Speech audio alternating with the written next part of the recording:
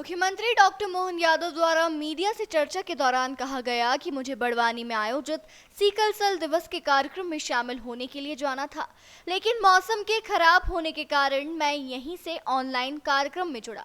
प्रदेश का बड़वानी जिला चुनौतीपूर्ण है क्योंकि वहां पर इस बीमारी से कई लोग ग्रसित है। 2800 लोगों की अभी तक जांच हुई है जिनका उपचार किया जा रहा है, तो वहीं स्वास्थ्य कार्ड भी बनाकर दिए जा रहे हैं। जब तक एक भी इस बीमारी से ग्रसित रहेगा, हम अभियान को नहीं रोकेंगे और लगातार इस अभियान को चलाकर सभी को स्वस्थ रखने का लक्ष्य रखा है। तो वहीं उन्होंने प्रदेश के विकास को लेकर भी बात की। जयंती के उपलक्ष्य में शताब्दी वर्ष मना रहे हैं। उन्होंने प्रधानमंत्री सड़क योजना लाकर गांव के विकास में अपना योगदान दिया और उससे एक कदम आगे बढ़ते हुए प्रधानमंत्री नरेंद्र मोदी द्वारा 24 घंटे ग्रामीण क्षेत्रों में बिजली उपलब्ध कराई जा रही है। साथ ही सोलर ऊर्जा को बढ़ावा देने का लक्ष्य ग्रामीण क्षेत्र में रखा गया है। कृषि विकास दर हम 10% से ऊपर बढ़ा रहे हैं और हमारा लक्ष्य 25% तक पहुंचाने का है।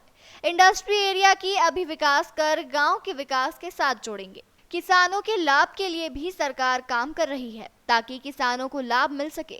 उन्होंने और भी कई जनहित के मुद्दों पर चर्चा की। सिकल सेल एनीमिया के जन जागरूकता दिवस के अवसर पर बड़वानी कार्यक्रम में जाने वाला था, लेकिन मौसम खराबी के कारण से मेरा कार्यक्रम यहीं इंदौर से वर्चुअल रूप से मैं शामिल हुआ।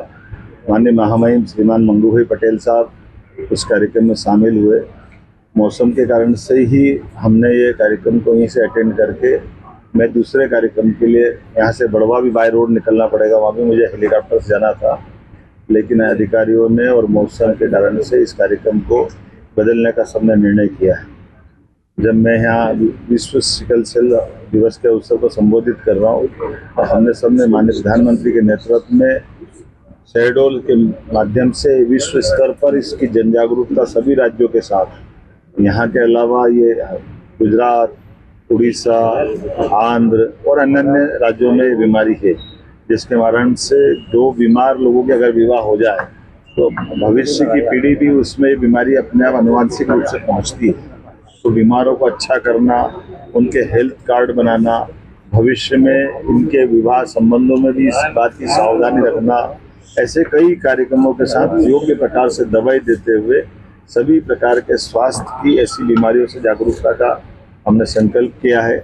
और आज के इस अवसर पर निमाड़ के अंदर जब हम बात करें तो ये बड़वानी वो जगह है जहाँ पर 2800 से ज़्यादा मरीजों की जांच करके उनको इस बीमारी के लक्षण से पहचान की गई। अर्थात किसी और ज़िले की तुलना में बड़वानी ये सबसे ज़्यादा चुनौती का हमारा ज़िला है, लेकिन कहीं एक भी हो हम लगातार उसके खिलाफ संघर्ष के साथ आगे बढ़ रहे हैं। मैं आज जब आपसे बात कर रहा हूं तो ऐसे कई प्रकार के विकास के कामों को लेकर हमारी सरकार काम कर रही है कि अटल जी का 100वां जन्म शताब्दी वर्ष भी चल रहा है और मैंने बीते कल झांसी की रानी की बलिदान दिवस के अवसर पर एक घोषणा की कि हम अपने स्वर्गीय भारत रत्न अटल बिहारी वाजपेयी जी के लिए जन्म शताब्दी के कई काम हाथ में लेंगे, खासकर किसानों को लेकर के। जैसे माननीय प्रधानमंत्री तत्कालीन अटल जी ने प्रधानमंत्री सड़क के माध्यम से गाँव के किसानों को पक्की सड़क देते हुए एक बहुत बड़ा क्रांतिकारी निर्णय लिया था।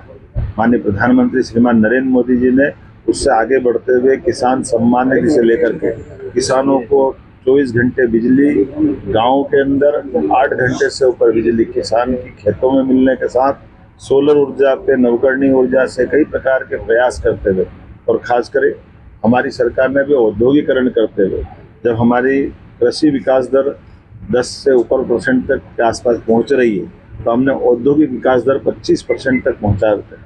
खास करके फूड इंडस्ट्री पे हम ध्यान दे रहे हैं ताकि किसानों की फसलों के लिए बेहतर प्रकार से दाम मिले और ख़ास करके ये सीजनल जो सब्जियां होती है या टमाटर या ऐसी फसलें के होती है जिसके कारण से फूड प्रोसेसिंग अगर रहेगी तो किसानों को इसका लाभ मिलेगा। जैसा कि आपको जानकारी है, हमने तीसरी फसल मूंग और उड़द को भी MSP पे खरीदने का निर्णय किया है और उसका लाभ हमारे अपने सभी किसान भाइयों को मिल रहा है। हमने अपने गेहूं को भी पूरे देश के अंदर सबसे बड़ी MSP पे राशि देते हुए, MSP के अलावा बोनस देते हुए 2600 रुपये कुंटल, 175 रुपये जिसमें बोनस है, ये हमने ही लिया है।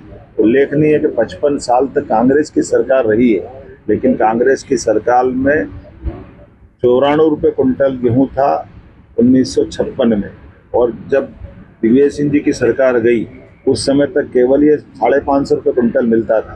तो 55 साल में केवल 500 रुपये कुंटल उनके समय दाम बढ़े, और हमारी सरकार लगभग 20 साल हुआ, साध्वी उमा भारती, बाबूलाल जी गौर, माननीय शिवराज सिंह जी चौहान और हमारी सरकार ने तो पिछली बार 2425 पे खरीदा था, आज की स्थिति में हम 2600 में खरीद रहे हैं, और उसके पहले से लगातार अब 2000 रुपये कुंटल लगभग भाव हमारे टाइम पे बढ़ा है।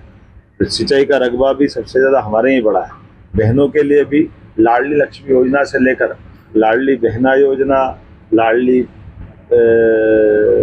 जिंदगी में खास करके महिला और पुरुष के बीच जन्म दर का जो अंतर था उसको मिटाने का भी प्रयास काफ़ी हद तक हमारी सरकार ने किया है।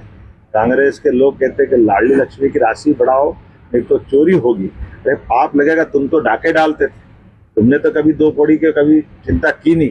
तुम्हारे टाइम तक बहनों को भट्टियों में टुकड़े करके सरला मिश्रा कांड भूल गए कांग्रेसी, जिनके टाइम पे बहनों के साथ ये व्यवहार हुआ था। कांग्रेस के अध्यक्ष को शर्म आना चाहिए, जिस भाषा से उनने बात की। मैं आपके माध्यम से वो जवाब देना चाहता हूँ कि राजनीति करना है, मर्यादा में करना चाहिए। भावना में बात भी करो तो, लेकिन शब्दों का चयन कौन सा होना चाहिए। हमने घोषणा की कि हमारे संकल्प पत्र का, तो संकल्प पत्र का घोषणा है 3000 की, और हमने कहा हाँ डंके की चोट हम 3000 करेंगे। जब हमने सरकार बनी तब उसके पहले से 1000 देते आए थे, आज 1250 दे रहे हैं। इसी साल से अभी हम 250 रुपये रक्षाबंधन पे देंगे, और दिवाली से हम 1500 रुपये चालू कर देंगे। अगले साल 25 में खत्म होने के बाद 2600 में फिर बढ़ाएंगे, 2700 में फिर बढ़ाएंगे, 28 में चुनाव आएगा, 28 तक हम हर हालत में 3000 करेंगे। ये चोरी नहीं है, ये हमारी उनके प्रति वचनबद्धता है, जो 5 साल में पूरा करने का संकल्प पत्र होता है। जिसको ये समझ नहीं है वो ऐसी नादानी की बात करता है, जिसको समझ होगी वो सब समझता है। और जो कहते हैं अय्यासी कांग्रेस करती थी, कांग्रेस के लोगों के रिकॉर्ड इस बात के लिए, इसलिए उनके सारे नेताओं जमानत पे चल रहे हैं।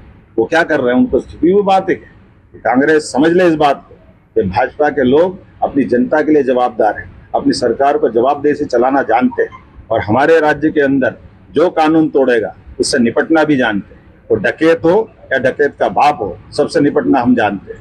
हमने कहा है हमारे प्रशासन के साथ कि आप ढूंढिए और नहीं जहाँ मिलते हैं वहाँ पकड़िए, और नहीं आता हाथ में तो जो मर्जी आए करिए, लेकिन हर हालत में कानून के शासन को मानने के लिए हम सब प्रतिबद्ध हैं। मैं मान के चलता हूँ कि निश्चित रूप से इसका ध्यान सब रखेंगे। बहुत बहुत धन्यवाद।